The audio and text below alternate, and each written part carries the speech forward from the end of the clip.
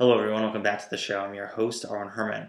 What are some of the most interesting technology in the market today? Well, we have robotics, virtual reality, and 3D printing.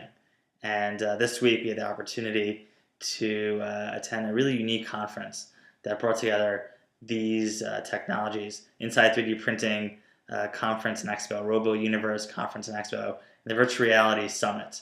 Now, when you go into this type of space, you're going to be in awe of the people that you meet and the people that are really transforming the way that we learn, play, and connect. Let's say Kushalek. My name is Pete Johnson with a company called Z-Space. What we have here is desktop VR. So this is a new and exciting emerging technology in VR, AR technology, primarily geared towards education space. So we have a series of education applications that we deploy to schools for K-12 education. We are in over 250 schools in North America, primarily teaching STEM-based education, project-based education, everything from science to math to anatomy to physics and electronics. And one of the interesting things about AR and VR is that it's really changing the game of education. And now, back in the day it was just books and you had your one-on-one or your group settings, but now through virtual reality, it's an immersive experiences. What are you seeing in classrooms? Like, how is it transforming the education process? Well, a couple of key areas. One is it's very engaging for the students. So the students are spending more and more time learning and engaging with subjects, which means they're learning more. So the more time that they're spending with things, the more they're learning on those topics. The other is it's a very interactive experience. So it's not just a visual experience. You're not just watching a video. You're actually interacting.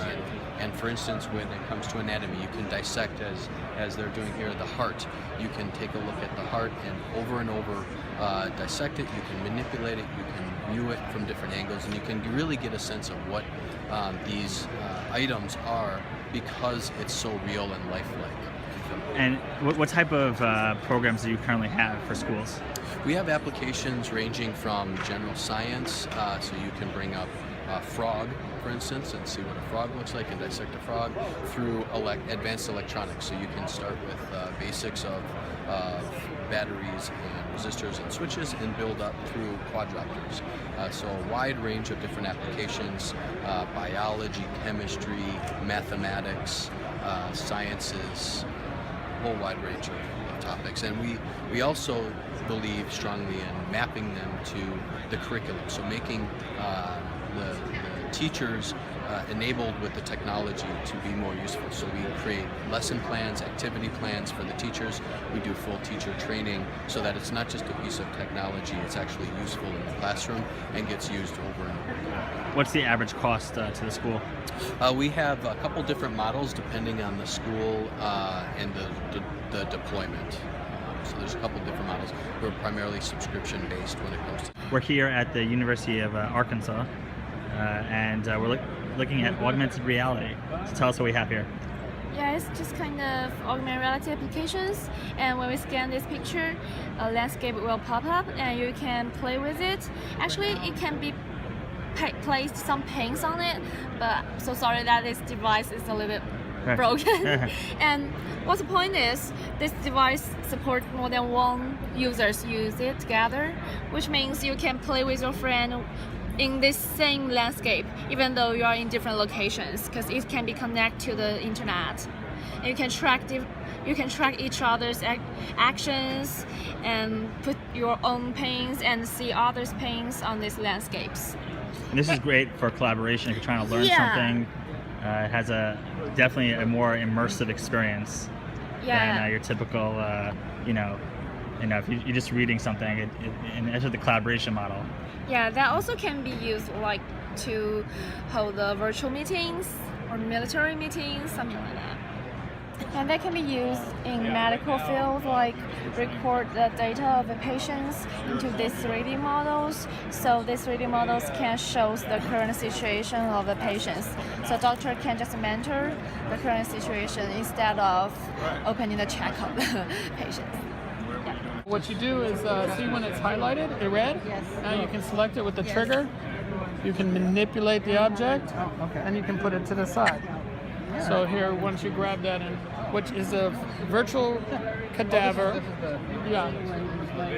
And, so how does this work? The way it works is it's an optical tracking system tracking the position of the glasses and the tracker so that you can interact with the virtual cadaver. The idea is that it's a teaching tool so that you can learn about anatomy.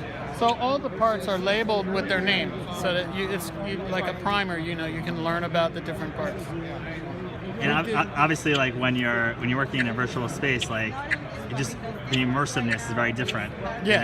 And typically when you're doing obviously cadavers, it's just like you can make mistakes and you can do different things, but here you're actually being able to. Well, with a real cadaver, you got one shot. Right.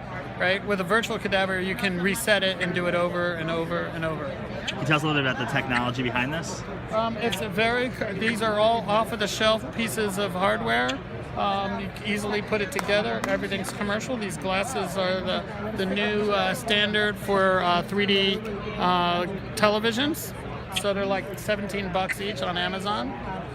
We bought the model. It's a PC with a Quadro card running with an NVIDIA driver, driving the model. We did the application using Unity. We bought the model online, used 3D Studio Max to clean it up, and then put it all together. When you come up with an idea, one of the most challenging things is making the right connections and building the dream. So tell us a little bit about how you started. Yes. So our journey started from one wheelchair user's voice. He said, "I gave up going to grocery store even just 2 blocks away, because there are 2 reasons. He doesn't want to be seen in a wheelchair, and this is the first reason. The second is there are many obstacles out there. For example, slope, bumps, crack on the road. So it's sometimes difficult to get to his destination. So that those 2 things we like to solve for him. That's the first. So tell us a little bit about the wheelchair. How does it work? Yes. So what unique is the front wheel? It composed of 24 small rollers. So 24 small are spinning vertically to the tires, enable very tight tiny radius for inside this. And also this is a 4-wheel drive. So it covers snow, gravel, anything. And people don't realize the challenge of getting around in a wheelchair. It's your environment can be very difficult, and so finding that right suspension, the right wheels is really critical. So how do you go about in sort of developing something that can sort of withstand different types of areas? Yes. So actually, that's an interesting question. But basically, our base, actually, we are composed of engineering design team from auto industry and consumer electronic industry. It's not from medical industry. So that our base is kind of different from the existing the players. So that kind of mentality is boost us to make it that kind of different types of personal mobility. And so tell us a little bit about the controls over here. Sure. It's pretty maneuverable. Think of it like computer mouse. It's pretty easy, intuitive,